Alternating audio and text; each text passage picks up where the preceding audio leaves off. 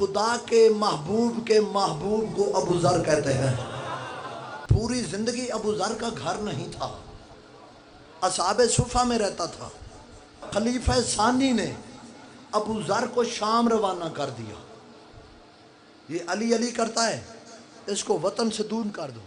جب جانے لگے علی بادشاہ نے ایک جملہ کہا، ابو ذر جب بندہ حق کا ساتھ دے تو پھر مشکلات کے لیے تیار رہنا پڑتا ہے، اور ابو ذر وطن چھوڑ دینا حق چھوڑ دینے سے بہتر ہے۔ کسی نے مشورہ دیا، چرواہ ہے، آپ کے خلاف بولتا ہے، اس کو کچھ درم و دینار دو، آپ کے خلاف نہیں بولے گا۔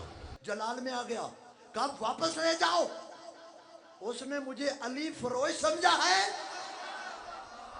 ہائے ہائے اللہ اکبر، اس نے مجھے علی فروش سمجھا ہے، اور دوسری اس نے میری توہین کی کہ اس نے علی کی محبت کی قیمت صرف 300 دینار لگائی۔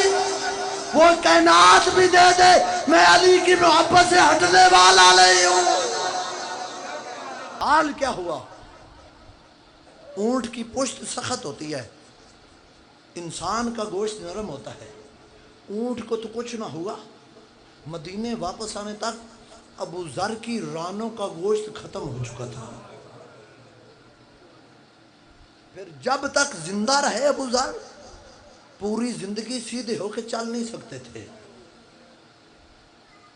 جب واپس مدینے پہنچے تو مدینے کے باہر نکل کر علی بادشاہ نے اور حسنین نے ابو ذر کا استقبال کیا تھا، اور حسنین نے سہارا دے کر ابو ذر کو اونٹ سے اتارا تھا، اور پھر خلیفہ ثالث نے اس کو مدینہ سے بھی ربضہ کی طرف روانہ کر دیا کہ اس کو مدینے میں نہیں رکھیں گے۔ اور نہج البلاغہ میں علی بادشاہ کا خطبہ ہے۔ علی بادشاہ نے جب ابو ذر کو روانہ کیا تو ایک خطبہ دیا تھا، ابو ذر جو تم کہنا چاہتے ہو وہ یہ سننا نہیں چاہتے، اور جو یہ سننا چاہتے ہیں وہ یہ تم کہنا نہیں چاہتے۔ حق کا ساتھ چھوڑنے سے بہتر ہے بندہ وطن چھوڑ دے۔ ابو ذر کو الوداع کیا، لیکن جب ابو ذر الوداع ہوئے، فاتح خیبر بھی ابو ذر کو الوداع کرتے ہوئے رو پڑا۔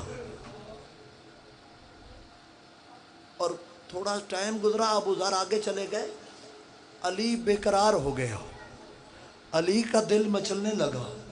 علی کو جدائی ابو ذر کی برداشت نہ ہوئی، کہا کمبر جلدی سے گھوڑا لا، میں ابو ذر کے پیچھے جاؤں گا۔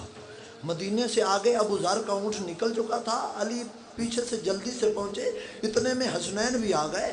کہا ابو ذر رک جا، اپنے ہاتھوں کا بوسہ دے کے جا۔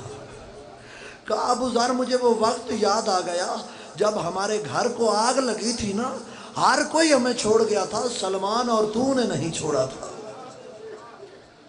حسنین نے کہا نانا آپ جا رہے ہو نا، آپ تنہا نہیں ہو، اللہ کا نبی تمہارا انتظار کر رہا ہے۔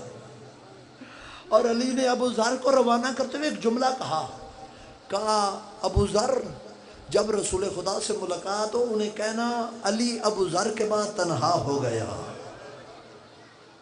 اور ابو ذر کی زوجہ، ابو ذر کا جن کا نام جندب تھا، ایک بیٹا ان کا ذر تھا جس کی وجہ سے ان کا نام ابو ذر پڑا، وہ بیٹا اور ایک بیٹی تھی، یہ ربضہ میں چلے گئے۔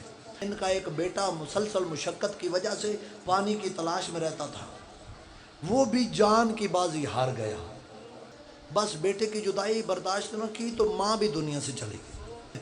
اب بیٹی کی جدائی، ابو ذر بیمار ہو چکے ہیں، ایک وقت آیا ابو ذر چل نہیں سکتا۔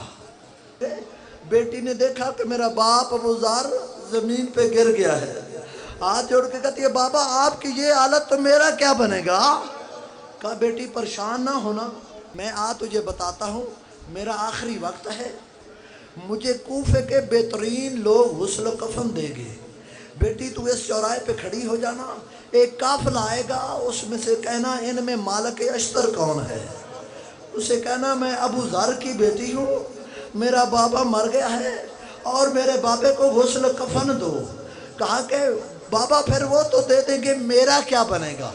کہا تم مالک اشتر کے ساتھ واپس کوفے چلے جانا علی کے پاس، علی یتیموں کا بڑا خیال رکھتا ہے۔ اللہ، علی یتیموں کا، جزاک اللہ جزاک اللہ، بڑی روحانیت والے مجلس ہے، بڑا خیال رکھتا ہے۔